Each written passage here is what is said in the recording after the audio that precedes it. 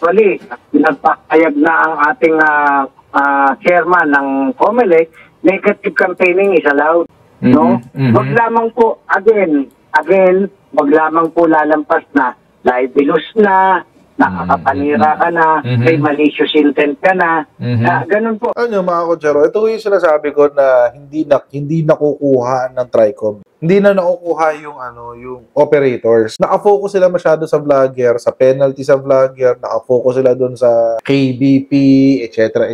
Doon sila nakatutok. Pero hindi sila nakatutok doon kung saan kumukuha ng info yung mga vlogger. Kasi mga kotsero, doon sila kumukuha sa yung troll farm. Siyempre may pagkukunan niya na impormasyon. I'm sure you know na nag-iimbestiga ang NBI dito sa mga nagaganap nga na fake news. And I'm sure may mga content creator na nagsabi na makikipagtulungan sa Interpol ang NBI. Pero mga kotsero, meron nung recently balita na sinabi na parang something to the effect na ang treatment ngayon sa mga Duterte vloggers ay mga criminals. Cyber criminals to be exact. Hindi na sila ordinaryong vloggers. Ang treatment sa kanila ay mga cyber criminals. In fact, sinabi pa nga na meron silang anggulo ng pagkasindikato. Imagine, sindikato guys. Bakit daw naging sindikato? Kasi sabi po ni Secretary Remulla, merong mastermind sa pagpapakalat ng fake news. Remulla said, naniniwala may mastermind sa pagpapakalat ng fake news. Malakas ang paniniwala ni Department of Secretary Boying Remulla na mayroong tao o grupo sa likod ng organisadong pagpapakalat ng fake news sa social media.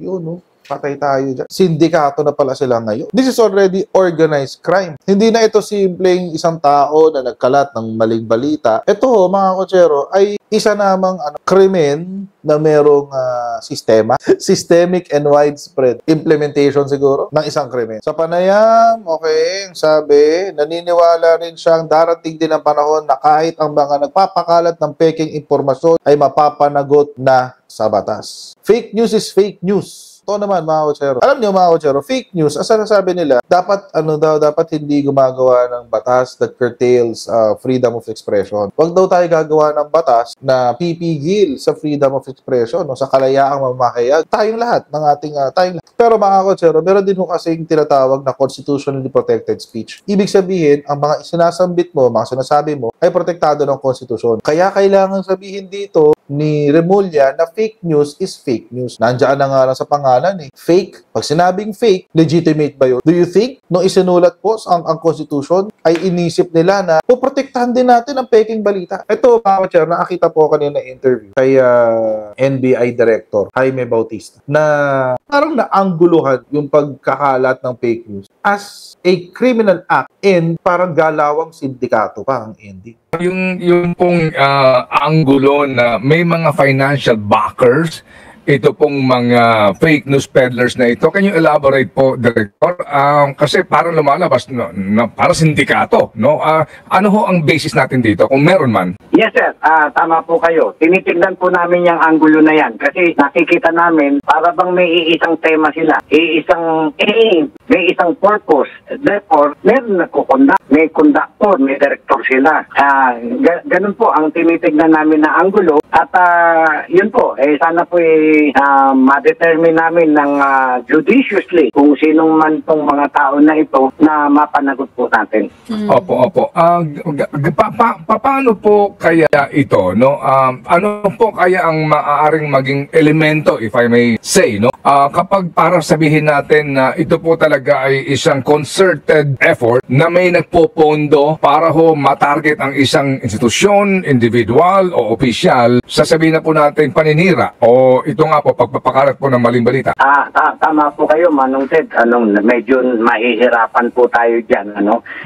It will all be based on circumstantial evidence. No? Para kailangan mapatunayan natin yung concerted effort nila, yung talagang aim nila ay towards a common goal. Yun po, mga circumstances po na matutukoy namin kung meron pa po talagang nagdidirect sa kanila, may nagkukumpas, may nagpipinance po sa kanila. Ganun po. Opo. Pero as we speak now, Director, the only statute, no, na maaari niyo po ditong sandalan ay ito pong anti-cybercrime anti-cybercrime law na existing ngayon. Mali ka dyan, Ted Filon, sorry. Hindi mo pwedeng sandalan ang fake news under the cybercrime law because ang cybercrime law ay hindi po ito, the cybercrime law only adds additional penalties sa mga elemento o sa mga krimen under the revised penal code that are done using a computer. Ibig sabihin, or any information technology. So, hindi ho pwedeng sandalan ang cybercrime law. Yun. Opo, at maliban, ano pa po, saan pa kayo maaari pong sumandal po na batas kung sakasakali? Kailangan ho ba dito ng karagdagang legislation? Meron po tayong Article 154 sa Revised Penal Code. Yun pong unlawful use of Article 154. Remember, meron tayong libel law, meron po tayong unjust vexation. Sir, yung masyadong inaasar ka na, unjust vexation. Maliit na kaso lamang po yan, pero kung committed through cyber means, ay tataas po ng 1 degree higher ang iyong magiging penalty. Kaya actually, yung cybercrime law natin, ay parang aggravating lamang po yan. Nagka-qualify lang para ma-aggravate yung kaso. Ganun po. Maliliit na kaso lang actually, sir. Pero dapat masapata natin dahil nalilito na ang ating mamamayan. Director, di ba may mga kung tawagin ay troll farm? Opo, di ba? So, nangyayari yan sa panahon ng halalan at saka ito ho, talagang may grupo na humahawak ng mga keyboard warriors kung tawagin and then pwede kang i-project, no? Opo. Ngayon, wala namang batas na nagbabawal doon, di ba? Sa ganun pong uri ng operasyon, kung yan ang aking negosyo, meron lamang, may gusto akong i-promote na tao o sabihin na po nating siraan na tao o tutulong-tulungan ka sa pamamagitan ng troll farm na ito. Yes po, tama po kayo, Manong Ted. Actually, nagpapayag na ang ating chairman ng COMELEC, negative campaigning is allowed. No? Wag lamang po, again, wag lamang po lalampas na libelous na, nakakapanira ka na, may malicious intent ka na.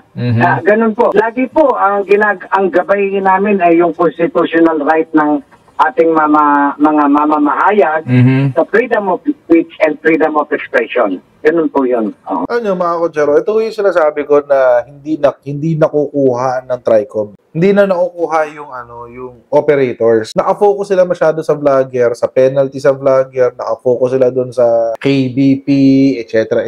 doon sila nakatutok. Pero hindi sila nakatutok doon kung saan kumukuha ng info yung mga vlogger. Kasi mga kotsero, doon sila kumukuha sa yung troll farm. Siyempre may pagkukunan niya ng impormasyon. So sila kumukuha ng information. Yun yung problema nitong TRICOM na sana parating natin sa TRICOM mga kotsero. Na of course, siyempre we need to penalize the offending vloggers, lalo na kapag nagpapakarat sila ng fake news. At kung pwede sila parusahan under Article 154, wala problema, parusahan natin sila. Pero that's just managing the symptoms. Sige po, so sa ngayon po, anong yung reaction dito, Director, na ito na po, ang sinasabi na naman ng iba ay ginagamit ng pamahalaang Marcos ng Estado, ang resources ng Estado para sikilin ang karapatan ng samalayang pamamahayag ng gobyerno nga, itong mga sinasabing sabihin na po natin diretso, sa panahong ito, yung mga pro-Duterte vloggers ay iniipit at ginagamit ng gobyerno ang resources ng Estado para sila ipitin. Ay, hindi po ganon. Sumusumpa ako sa Panginoon Diyos, wala akong directive magmula sa Malacanang o kahit kanino pa man. Ako ay gumaganap sa trabaho, krimen. May crime silang nakukumit, kaya kami kumikilos. Ganun po. Pero binabalansi ko po yung freedom natin, yung freedom of expression. Ang sinasabi po, ang hinahabol po namin, yung mga lumalampas na sa parameter. Huwag naman pong ganun, fake news na ang sinasabi, ganun po. At yung balik tayo sa troll, sir, depende po yan doon sa na-troll. Kung magre-reklamo ba o hindi, na-libel siya, kung magre-reklamo siya o hindi. Pero kung bahala sila, hindi sila onion skin, hindi naman nagpapile ng reklamo, wala po yun. Malaya po silang magpalitan ng kanilang mga una sa bawat isa. Ganun po yun. Yung sinasabi po ni NBI Director na yan, mga kotsero, yung kailangan meron magkabla, yan po ay mag-a-apply sa individual person. Pag gobyerno naman ang pinikiusan mo, iba yun. Sino magko-complain para sa gobyerno? The Secretary, the President, tapos sasabihin ng mga DDS bubulagers, tulad ng sinabi ni Ted Filon, ginagamit yung kapangyarihan ng Estado against me. Kawawa naman ako. Ang gobyerno ba, ang Estado ba, can act on its own and file cases against these vloggers? Yes, they can. Shout out kay Soljan Guevara. Bilang abogado ng gobyerno, the Solicitor General can actually file cases against these people. Pero tingnan natin. Kasi they're spreading itong balita, yung fake news nila as news.